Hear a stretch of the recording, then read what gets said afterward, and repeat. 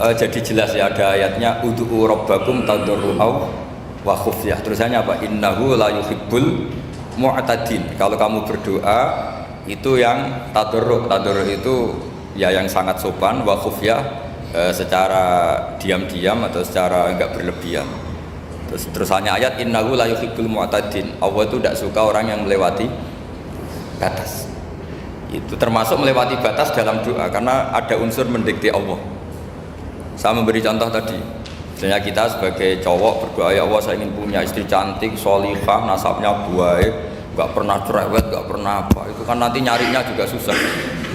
Nanti kalau Allah menjabatkan itu adanya di surga, ning donya ora payu rabi kira-kira. Ya itu sudah berlebihan. Terus kalau ada ulama mengatakan doa itu mukhul ibadah, itu maksudnya gini. Doa itu bukti kita minta itu bukti kita lemah. Nah merasa lemah itu sudah bagian dari ibadah. Makanya masyhur itu syairnya Abdul Al-Haddad itu. Fadu'ai wabdihali dalilun li fiftikori itu. Jadi saya berdoa itu hanya sebagai bukti saya butuh Allah. Saya sendiri tidak punya kepentingan mustajab apa enggak. Jadi wali-wali yang mengatakan doa itu mukhul ibadah, sebetulnya itu malah wali-wali yang dari awal enggak kelintas disembadani apa enggak. Butuhnya dia itu menunjukkan bahwa saya ini lemah. Buktinya posisinya minta. Itu yang dimaksud mukhul ibadah. Tapi kalau kita berdoa terus posisi kita protes, katanya kamu baik ya Allah, engkau baik, ternyata enggak juga. Buktinya semua doa saya enggak kamu kabulkan. Wah, ini malah doa kriminal jadinya. Jadi yang dimaksud mukhul ibadah itu doa itu bukti minta itu bukti lemah. Makanya ada syairnya Abdul Al-Haddad masyhur, fadu'a ibabdihali dalilun li fiftikor. Jadi saya minta engkau ya Allah itu bukti saya butuh. Jadi itu bukan dua hal yang harus dipertentangkan gitu. Jadi kalau doa dikatakan apa? Ibadah karena di doa itu minta. Lah minta itu bukti merasa kita lemah. Berarti kita sa'il Allah mas'ul. Kita minta Allah yang kita mintain. Kita menengadah Allah yang berposisi memberi. Itu saja sudah cukup sebagai ibadah. Meskipun doa kita tidak mustajab. Karena memang tadi seperti itu. Kalau di ilmu-ilmu tasawuf itu apa ya? Doa itu memang benar-benar sudah mukhul ibadah karena tadi perasaan merasa butuh sama Allah itu. Nah, merasa butuh itu, nah kalau kita berdoa merasa butuh sama yang kita minta, itu dalam ilmu tasawuf sudah kriminal, berarti kamu lebih butuh makhluknya.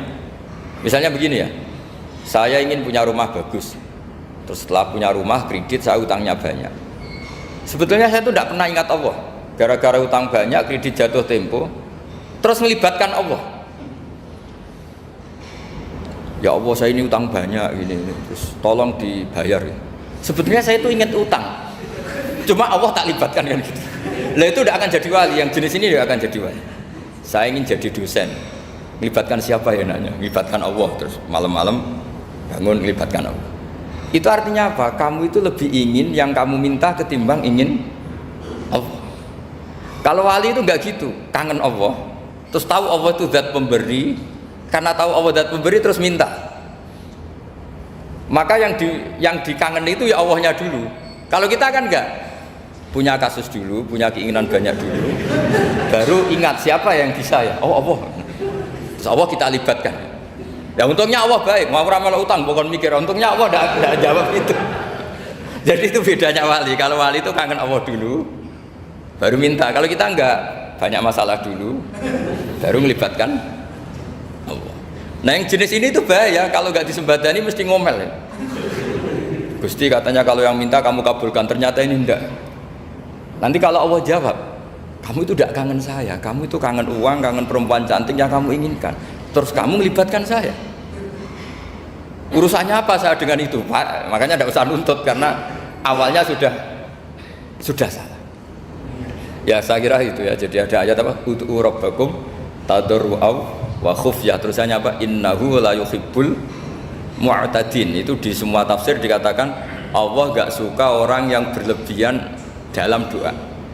Berlebihan tadi misalnya minta sesuatu yang terlalu besar, atau permintaan kemarin saja lanu addi syukroh, kita tidak bisa memenuhi mensyukuri sudah minta lagi. Misalnya seorang jomblo, targetnya kan asal payu nikah, tapi setelah nikah bayangkan istrinya sholihah, tidak cerewet, itu kan berlebihan. hilang status jomblo saja belum kamu syukuri kok sudah minta yang macam-macam.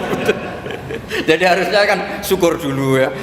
Sekedar laku nikah ini kan ada syukur yang harus, seperti jadi dosen juga gitu. Sekedar jadi dosen harus kita syukuri dulu karena menjadi kita tidak nganggur.